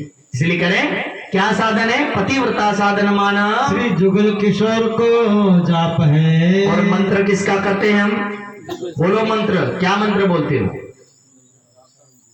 बोलो तो खराब पड़े निज नाम श्री जी। अब उसमें श्री जी साहब का नाम आ गया। अगला श्यामा जी का नाम क्या आता है? श्री श्यामा जी। 2 का नाम आ गया। तो हम युगल किशोर के मंत्र का जाप करते यानी श्यामा महारानी और राज्य नामक वो परमात्मा की आनंद शक्ति और चिदघन स्वरूप का हम जाप करते हैं। मंत्र तारतम सोए। और ऐसा मंत्र बोले जो सदा जोड़ के रखने वाला। क्या करने वाला? खाली 4 ભગવાનોના ઘરના ઠેકાણા બાકી ઘરના ઠેકાણા બી પડે। હવે તમે વિચાર કરો દુનિયામાં એવો મંત્ર તમને મળે કે જે ઘરની અંદર એડ્રેસ આપતો હોય? ઘરનું એડ્રેસ કોઈ આપે? ओम हनुमते नमः, ओम गणेशाय नमः। आमा तमने कोई जगह एड्रेस मळ्યું? ओम नमः शिवाय, हरिओम नमः। क्या आपको कभी एड्रेस मिला इसमें? अपने में एड्रेस देखो, कहीं एड्रेस लिखा है? कहाँ लिखा है? निराकार थे 3 पार के भी। हमारे में एड्रेस लिखा है। क्या है? इस 14 लोकों से परे, निराकार मंडल से परे। कहा? तो बोले योग माया के ब्रह्मांड को पार करके वो परम धाम है। एड्रेस लिखा। और एंड में क्या करें? आयो आनंद श्री अक्षरातीत घर। आपड़ा लख्યું ओम श्री राजी नमः। घણા તાપડી વાળા બનાવી લાવે છે। प्राणनाथ नमः ठोकी लावे कि આપણે નમન કરવાનું શીખી લઈએ। देखा देखी में जो दुनिया चल रही है उसको भी समझा करके बोले हम भी पहन देते। पर दुनिया के अंदर राज्य करे कि भाई मंत्र मत बनाओ किसी का, जैसे लोगों ने मंत्र बनाए। क्या? एक ने मंत्र आया श्री कृष्ण चरणम मम, कि कृष्ण मारा चरणों में आवो જોઈએ। फिर उसको देख करके रामानुज वालों ने बनाया श्री राम चरणम मम। अपने वालों ने भी कोई कमी नहीं छोड़ी। अपने वालों ने भी क्या लिखा? श्री राज चरणम मम। बोलो श्री प्रहलाद। इधर हम क्या बोलते हैं? श्यामा श्याम हो धनी धाम हो। आगे की लाइन बोलो। तेरे चरणों में मेरा। અને આપણે અહીં પેલો મંત્ર બનાવવાળો શું લખ્યો? મારા ચરણોમાં તારા। श्री राज चरणम मम का मतलब क्या होता है? कि राज्य मेरे चरण में। इधर हम भजन में गा रहे कि हम राज्य आपके चरणों में प्रणाम करें, आपके चरणों में हम आना चाहते। जब भी कोई मरता है बोले राज्य आपके चरणों में इस आत्मा को रखना। पर जब इंसान अपने चरणों में राजी और भगवानों को लेके घूम रहा तो उसके चरणों में जाने की क्या जरूरत। ऐसे ऐसे दुनिया में अंधविश्वासी मंत्र मिल जाए, संस्कृत के अर्थों का पता नहीं, इसलिए जो चाहा जैसा चाहा। ये 3 संप्रदाय में अशुद्धियां हुई। पहले कृष्ण वालों ने बनाया श्री कृष्ण चरणम मामा, फिर उनको देख करके राम वालों ने बनाया और तीसरे अपने वालों ने बनाया, पर जागनी अभियान वालों ने बिल्कुल नहीं बनाया। बोलो श्री प्राणनाथ। क्योंकि ऐसी भूल कभी मत करना। राज्य कभी भी अपने चरणों में बुलाने की जरूरत नहीं है। क्यों? क्योंकि ये देखा देखी के मंत्र नहीं, परमात्मा का दिया मंत्र है। श्री तारतम मंत्र सोई, सारे दुनिया के अर्थ को पार करके भव सागर से ले जाने वाला आपको मंत्र मिला है। उस मंत्र को छोड़ करके आप कौन से मंत्र में फंसते हो? इसीलिए कह रहे कि हमारा तारतम मंत्र है ब्रह्म विद्या देवी सही।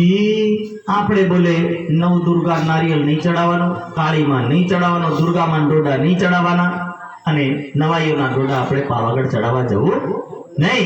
ब्रह्म विद्या देवी से ही। अपनी देवी कौन है? ये ब्रह्म वाणी। ये 18,758 चौपाइयां क्या है? ब्रह्म विद्या है। इसको देवी करके वर्णन किया है कि आप इसको मानो। इस विद्या से क्या होगा? सा विद्या या विमुक्त है, ये संसार से पार ले जाएगा। और इधर वाली दुनिया की देवियां आपको भव सागर से पार ले जा पाएगी? उनको सब उनके घर का पता नहीं, हमें कहां ले जाएगी? बोलो श्री प्राणनाथ। इसीलिए बोले वो घर का उनका खुद का ठिकाना का पता नहीं है, तो बोले हमें वो सागर से कैसे पार ले जाएंगे? नौतन मम जोए। और एते दिन त्रिलोक में होती बुध सुपन, सो बुध जी बुध जागृत ले प्रगटे पुरी नवतन। कि नवतन पुरी को क्यों सर्वश्रेष्ठ कहा? क्योंकि वहां ब्रह्म ज्ञान उतरा। क्या उतरा? ब्रह्म ज्ञान उतरा। और इस ब्रह्म ज्ञान में कौन सा ज्ञान? तो बोले जागृत बुद्धि का ज्ञान। और जागृत बुद्धि का ज्ञान उतरा, इसीलिए इनको क्या बोला कि नवतन पुरी के अंदर सर्वश्रेष्ठ ये पुरी है, क्योंकि इसमें जागृत बुद्धि का ज्ञान आया। 1300 पक्ष शाखा सही। 108 पक्ष में घनी बार चर्चा संभळाई, હવે બીજી વાર સંભળાવું। બોલો શ્રી प्राणनाथ। કેટલા પક્ષ? 108। और 108 पक्ष में ये 108 पक्ष की माला पहनता है इंसान, इसलिए उस माला को कहता है कि हम 108 पक्ष को जानते हैं। 108 पक्ष में 25 पक्ष तो केवल हमारे होंगे। और 83वें पक्ष में कबीर जी चढ़े, 83 के पक्ष में वल्लभाचार्य जी, और 108 पक्ष अपना। इसी तरह बोले संसार के अंदर ये 108 पक्ष हो जाते हैं। काला है गोलोक। और आत्मा और परमात्मा ने वृंदावन के अंदर लीला की, इसलिए ऐसे आनंदमय लोक को क्या बोला? गोलोक। यानी गोलोक के अंदर यानी ब्रज के अंदर भी लीला की थी। जिस लीला को कहा अखंड किया? सबलिक के अंदर। तो बोले साला हमारी गोलोक है, सदगुरु चरण को क्षेत्र है। और हमारा परमात्मा के चरणों अपना एरिया है, हमारी जगह है। जहाँ जाए सब शोक। और जहाँ सारा दुख पीड़ा दर्द हमारा चला जाता है। सुख विलास माहे नित्य वृंदावन। वो सुख का स्थान वृंदावन है। विश्व महाविष्णु है सोए। और महाविष्णु यानी आदि नारायण, इसको क्या बोला? ये ऋषि है। ऋषि क्यों? क्योंकि इन्होंने हमारे आने की दुनिया में प्रमाण लिखवाए कि ब्रह्म सृष्टि इस दुनिया में आने वाली है, तो सारे प्रमाण लिखाने वाला कौन है? महाविष्णु यानी आदि नारायण है। वेद हमारो स्वसम है। 5वें वेद को क्या बोला? स्वसम वेद। स्वसम वेद यानी आत्मा और परमात्मा के ज्ञान का वर्णन करता वेद, उसको क्या बोला? स्वसम वेद। तो ये 5वां वेद हमारा है। तीर्थ जमुना सोए। इधर की यमुना जी में डुबकी नहीं मारना सर, कहा? परम धाम वाली अखंड यमुना जी के अंदर डुबकी मारने की बात कही। शास्त्र श्रवण श्री भागवत। बोलो श्री प्राणनाथ प्यारे। शास्त्र श्रवण श्री भागवत। कि यहाँ कब शास्त्र श्रवण को लिखा? कि दुनिया के अंदर शास्त्र श्रवण को कैसे सुनना है। भाई यहाँ पर परीक्षित को श्राप लगा। क्या लगा? श्राप लगा। और परीक्षित ने देखा कि भाई दुनिया में श्राप से मुक्त होने का कारण क्या है। उस श्राप से मुक्त होने के लिए परीक्षित ने साधुओं को ढूंढा, उनको भविष्यवाणी हुई कि हे परीक्षित, तू इन पापों में कई बार पड़ता रहेगा और श्राप से कभी मुक्त हो पाएगा, तो इसका इलाज क्या? तो बोले उस ज्ञान को, परमात्मा के ज्ञान को सुनो, तभी आपको वो पाप से मुक्ति दिला पाएगा। और इस समय इन्होंने, राजा परीक्षित ने सुखदेव मुनि को देखा। सुखदेव मुनि को बोला कि हे मुनिवर, कोई ऐसी कथा सुनाओ जिस कथा के अंदर परमात्मा का वर्णन हो और उस परमात्मा के वर्णन को सुन करके मेरी आत्मा भव सागर से पार हो जाए। सुखदेव मुनि उनको कथा सुनाने गए और कथा सुनाने के बाद, कथा सुनाने से पहले कहने लगे कि हे राजा, मैं कथा तुम्हें सुनाता हूं और उस कथा में कभी सवाल खड़ा करना मत। और सवाल खड़ा करने के लिए मना किया तो भी राजा ने सवाल बीच में खड़ा किया। उस समय का प्रसंग बता रहे कि जब उस समय प्रसंग हुआ कि अखंड रसनी रास का वर्णन करने लगे कि बोले योग माया के ब्रह्मांड के अंदर, वो अखंड योग माया का ब्रह्मांड है जिस ब्रह्मांड के अंदर सबलिक और केवल ब्रह्म के अंदर वृंदावन के अंदर बोले रास होने लगी और रास के अंदर एक एक काना, एक एक गोपी और रजनी रास। उस रजनी रास के अंदर लक्ष्मी के मुखारविंद की तरह चंद्रमा प्रकाशित हो रहा था और उस प्रकाशित हुए चंद्रमा के कारण से पूरा बोले ब्रह्मांड शीतलता को प्राप्त हो रहा था, आनंदमय ब्रह्मांड। और उसकी जो हवा बह रही थी बोले इत्र के समान थी, सुगंधित हवा बह रही थी, जैसे सुगंधित ब्रह्मांड के अंदर बोले अखंड रास हुआ और उस रास के अंदर बोले एक एक सखी, एक एक काना और रास होने लगी। ये बात को सुनकर के परीक्षित रह नहीं पाया और परीक्षित कहने लगा, ए ऋषि उठ, बोले उठ, क्या? तो बोले उठ, बता, बोलिए ब्रह्मांड आया कहां? बोलो श्री प्राणनाथ। सुखदेव मुनि कह रहा, ओ भाई, तू राजा का राजा भया, मैं जोगी का जोगी भया, कहने वाला उठ के चला गया। अब समझा रहे हैं कि कितने हुए, तो 12 स्कंद में से केवल 10वां स्कंद, 10वें स्कंद में से नेवु अध्याय, नेवु अध्याय में से 35 अध्याय और 35 अध्याय में से रास के केवल 5 अध्याय और वो भी पूर्ण अध्याय का वर्णन हुआ। और जब पूर्ण अध्याय का वर्णन नहीं हुआ तो ये सपने की बुद्धि के समय की बात है। कब की बात है? बोलो श्री प्राणनाथ। जब पूछा जाता है ना, नारद और व्यास का वर्णन आता है कि किसको सबसे श्रेष्ठ बताएं, तो बोले उस समय नारद और व्यास के वर्णन में लिखा है कि नारद कहता है व्यास को कि कौन दुनिया में सर्वश्रेष्ठ है। उस समय व्यास को नारद बताता है कि वो नारद द्वापर युग की कहानी में वो बताते हैं कि वो व्यास बोले इस दुनिया के अंदर कृष्ण से बढ़कर दुनिया में कोई नहीं, कृष्ण बिना सर्वे मिथ्या है। और ये प्रसंग कब का है? द्वापर युग का, इस कलयुग का नहीं है। जब उस भागवत की रचना कब हुई? द्वापर युग में। इसलिए द्वापर युग में रचना हुई, इसलिए उस समय का प्रसंग एक शास्त्र श्रवण श्री भागवत के। दुनिया वालों के लिए शास्त्र क्या महत्व रखता है? तो बोले भागवत के अंदर परमात्मा के स्वरूप का वर्णन है, बाकी किसी में लिखा नहीं है। और उस समय का प्रसंग है। लेकिन अब क्या कह रहे हैं? अब सपने की बुद्धि का ज्ञान पूर्ण हुआ। अब कौन सा ज्ञान आया? जागृत और निर्बुद्धि का ज्ञान आया। बुद्ध जागृत को ज्ञान, बता रहे ना, बुद्ध जागृत को ज्ञान और जागृत बुद्धि का ज्ञान आ गया। अब आपको उसको सुनने की जरूरत नहीं पड़ेगी। कुल मूल हमारो आनंद है, कुल मूल हमारो आनंद है कि हमारा कुल क्या है? तो आनंद श्यामा महारानी के हम कुल के हैं। फल नित्य विहार प्रमाण, और यही हमारा फल है कि हम इस पद्धति को जानते हैं। दिव्य ब्रह्मपुर धाम है। बोलो श्री प्राणनाथ। अब देखो ये 14 लोक में आता दिव्य ब्रह्मपुर धाम है। परम धाम को शास्त्रों में क्या लिखा? दिव्य ब्रह्मपुर। तो बोले वो दिव्य ब्रह्मपुर धाम है। घर अक्षरातीत निवास, कह दिया ना, ये किसका निवास है? किसी देव देवी का निवास नहीं है, ये अक्षरातीत का निवास है। निजानंद है संप्रदाय, और ये निजानंद संप्रदाय की पद्धति है। ये उत्तर प्रश्न प्रकाश, और इस तरह उत्तर सारे व्यक्तियों को दिया। धनी श्री देवचंद्र जी निजानंद, और उस समय धनी श्री देवचंद्र जी निजानंद को बनाने वाले हैं। नित्य प्रकट करी संप्रदाय है। और इस तरह इस संप्रदाय का प्रादुर्भाव हुआ, प्रकटन हुआ। ऐसे करके सारे संप्रदाय वालों को सुनाया। सब संप्रदाय वालों ने सुना और सुनने के बाद श्री जी साहब को समझा। उसमें बताया कि कैसे हम पहचान करें कि आप पूर्ण ब्रह्म सच्चिदानंद हो। तो यहाँ धूम्रकेतु तारा दिखाया जाता है। कि जब 1 वर्ष की कमी होगी और धूम्रकेतु उस समय तारा दिख रहा होगा तो समझ लेना कि वो पूर्ण ब्रह्म सच्चिदानंद आ गए। सुबह 4 बजे उठ करके सारे साधु संतों को श्री जी साहब ने दिखाया।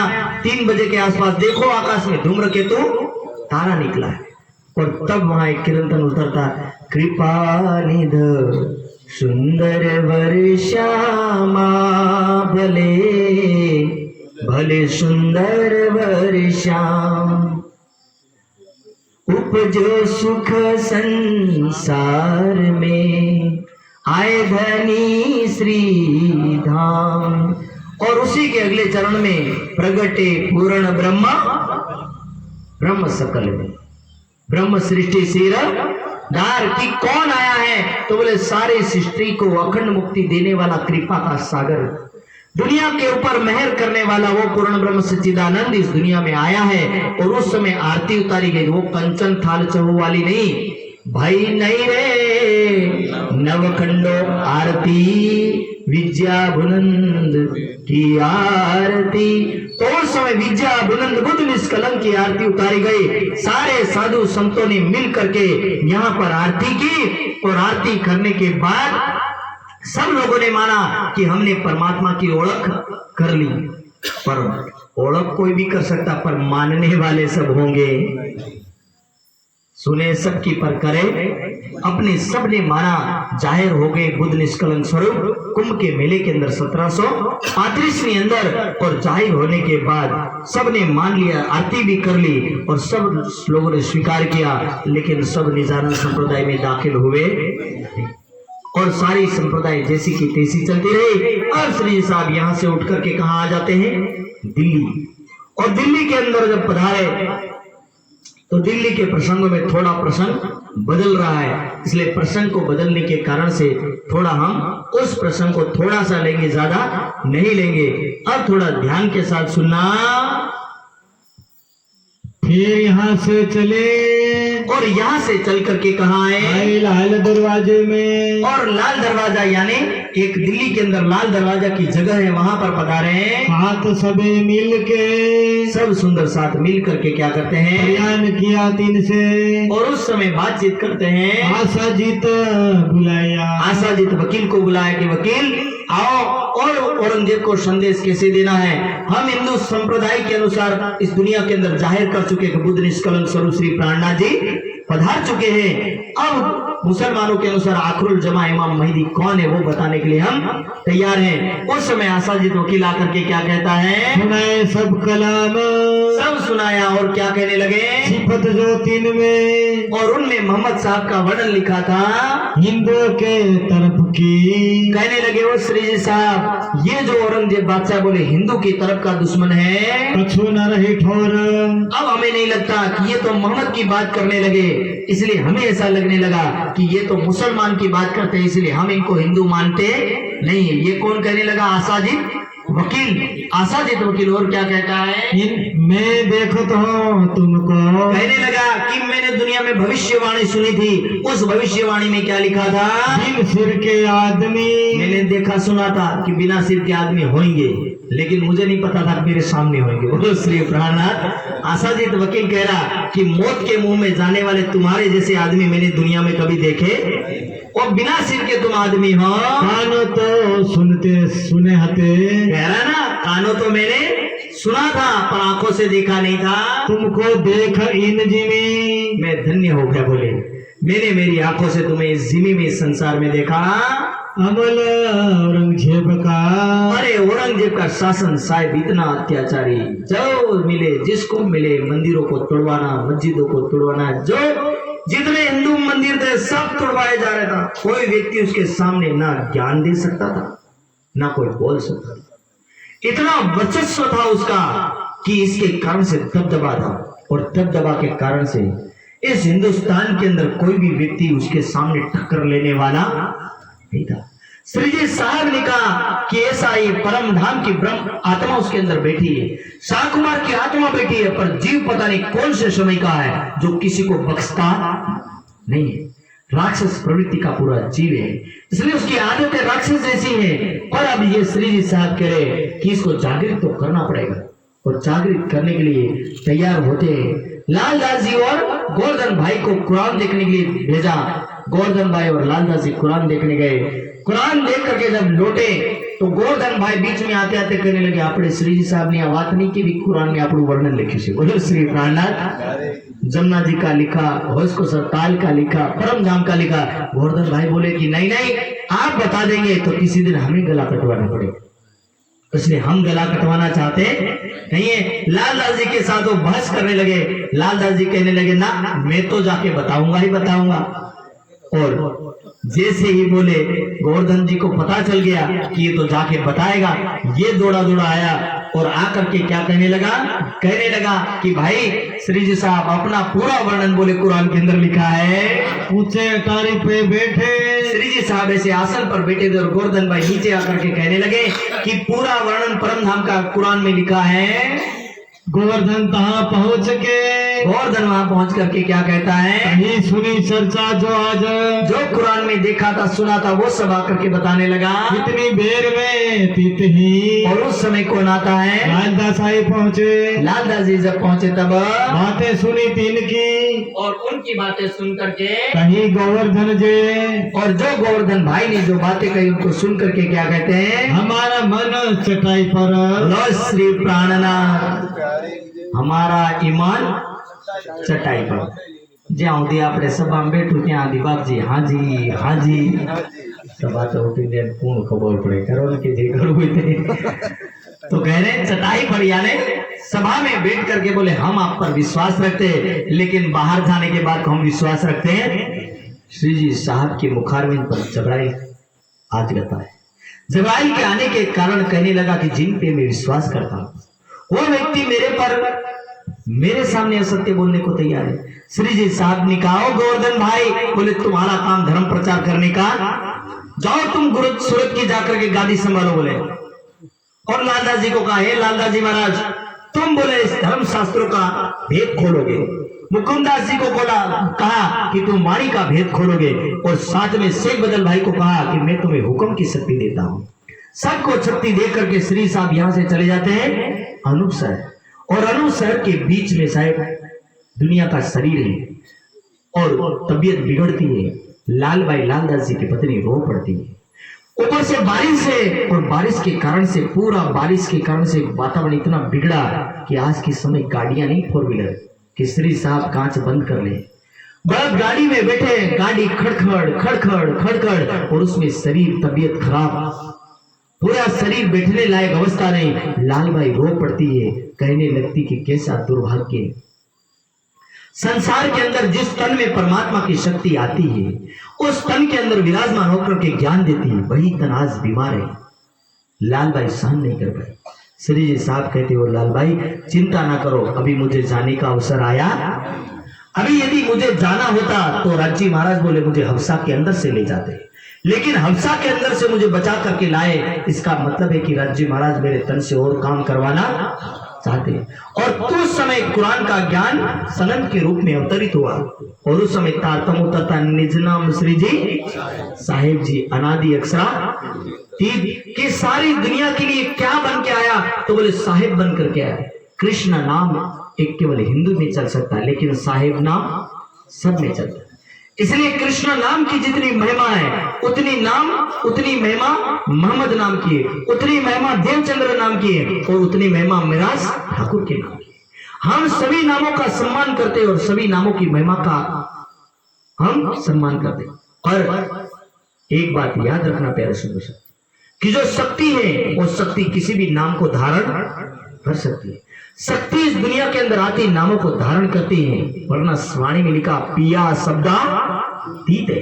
पिया शब्दों में नहीं आ सकते, पर दुनिया को समझाने के लिए अनेक अलग अलग शब्द बताए गए। शरीर अलग है और शक्ति अलग है, इसलिए उस शक्ति को समझने की कोशिश करिए। और अब अनूप सर जाते समय कुरान के रूप में सनन का ज्ञान उतरा और उस ज्ञान को लेकर के अब शेख बदल भाई जामा मस्जिद पर जाकर के सुनाते। पर कोई कहता है ये हिंदी में है, कोई कहता है इसमें मोहम्मद का वर्णन लिखा है, फिर 1,20,000 पैगंबरों का क्या होगा। इसलिए कोई सुनना चाहता और कोई सुनना चाहता। और यही दिल्ली के दरबार के अंदर घटना घटित होते होते 5 पत्रों का वर्णन आता है। और थोड़ा पत्र लंबे से, इसलिए ज्यादा वर्णन करना चाहते नहीं, इसलिए आज का प्रसंग हम यहीं रखेंगे, ज्यादा लंबा नहीं खींचेंगे, क्योंकि अभी पत्रों का वर्णन आएगा कल के दिन। और अब आपके पास केवल 2 दिन बच गए। कितने दिन बच गए? 2 दिन। रविवार ने सोमवार, रविवार खावन, सोमवार भूख्यू रेवार, मंगलवार हमारा मंगल दिवस। बोलो श्री प्राणनाथ। तो ये 2 दिन बच गए और 2 दिन के अंदर हमें आप अभी तक पहुंचा नहीं पा। तो ये समय है प्यारे सुंदर साथ जी दिल्ली में श्री जी साहब पहुंचे। अब देखना कि 12 सुंदर साथ कैसे संदेश देने जाते हैं और औरंगजेब के दरबार के अंदर क्या क्या लीलाएं होती है, कैसे 5 मंत्रियों के लिए पत्र भेजा जाता है और कैसे वहां की लीला होती दिल्ली के अंदर, अत्याचारी बादशाह के सामने कैसे संदेश दिया जाता है। तो कल के दिन का प्रसंग आएगा। बोलो श्री प्राणनाथ।